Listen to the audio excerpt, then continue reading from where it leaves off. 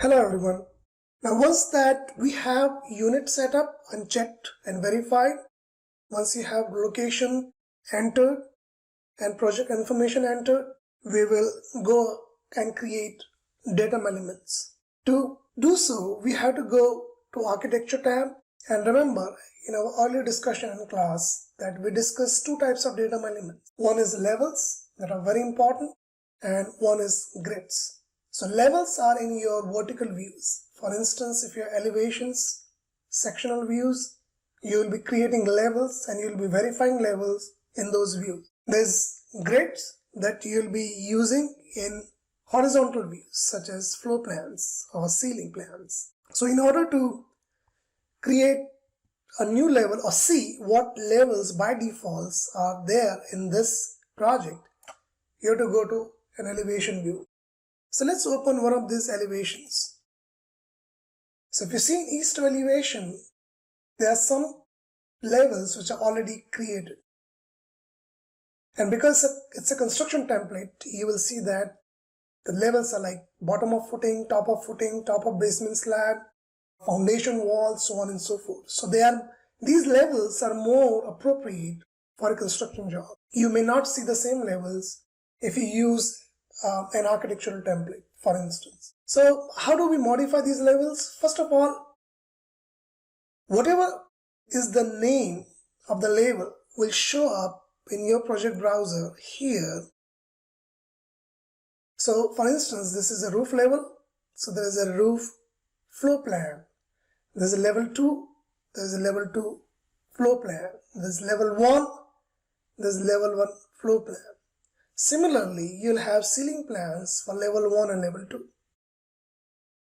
If you don't want this name and you want to change level 1 to, let's say, first floor, click on it, click on the text, and here you can actually change it to first floor. Okay.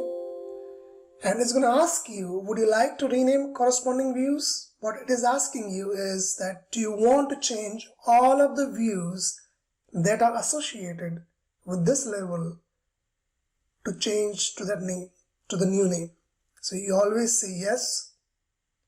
And as you see, the level 1 has changed here, not only under floor plans, but also under ceiling plans to first floor. We can do the same for level 2 if you want to rename it to second floor. Hit enter, same thing, it's going to ask you. Let's say yes, and level 2 is now second floor, and level 2 is second floor here also under floor plans and ceiling plans. Other than changing the names of the levels, you can also change their height or their gaps. So if I have to modify this level, let's say roof level, and I know that the roof level is not 10 feet above my second floor level, and I need to change it to 12 feet. I click on the text and I type in 12 feet and hit enter, and it's gonna modify that.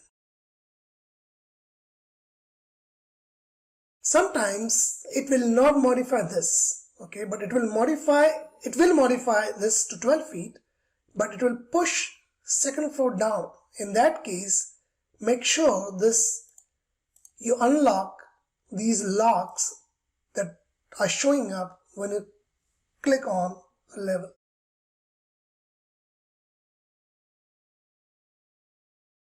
Now, there is a level mark on one of the ends of this level line. So if this is bothering you and if you don't want this to be shown at all, you can click on the level and you see that there's a little check mark here, which is a hide bubble, and this is checked currently. If you uncheck this level mark, and the name of the level will go away. So if you don't want any level to show up, you can do that. You can also click, and if you want it to show up on the other side, on the other end, you can check it here and it will show up on that side.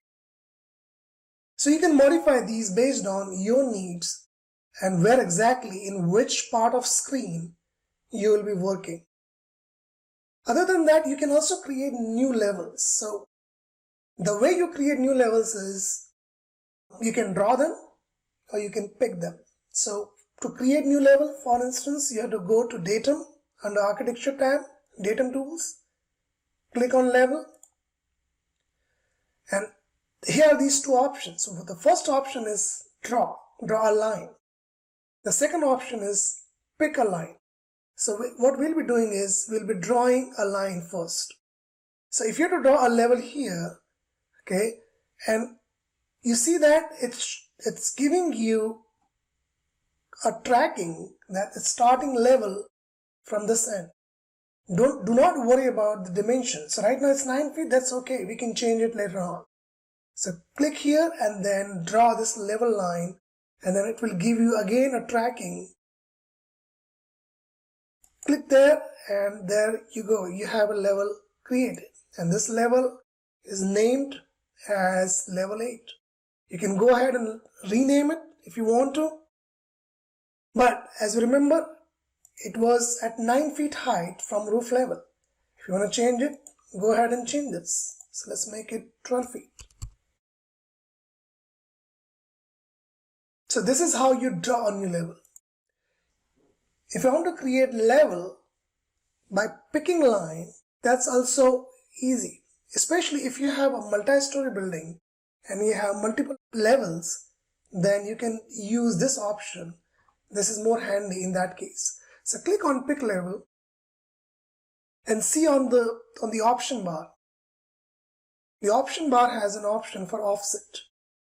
So let's create an offset of 12 feet. Assuming that we want to create levels at 12 feet interval. Once you do that, come and hover mouse on one of the level line. When it shows a level at the top, you see that? When it shows at the top, then click. It might show at the bottom of the top level.